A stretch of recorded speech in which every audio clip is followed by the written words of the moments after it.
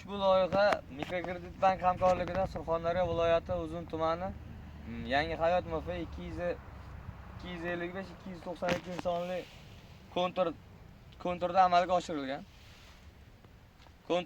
oshirilgan. Bu yerda piyoz ekilgan. Ekin maydoni 11,5 gektarni tashkil etadi. Bu yerdagi ekinlar zamonaviy usullar bilan parvarishlanmoqda. Hozirda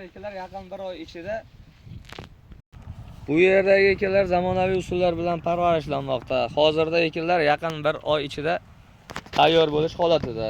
Ekinlarni yetishtirish jarayonida sug'oriladi, tabiiy va mineral o'g'itlar bilan oziqlantiriladi.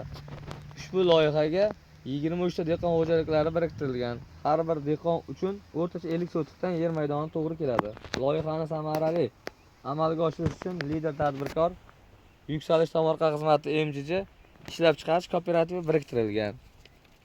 Ushbu loyiha bo'yicha har bir gektardan 35 tonna, jami 406 tonna hosil olish rejalashtirilgan. Kelajakda ekin maydonini kengaytirish va shu orqali dehqon xo'jaliklarining daromadlarini oshirish niyatidamiz.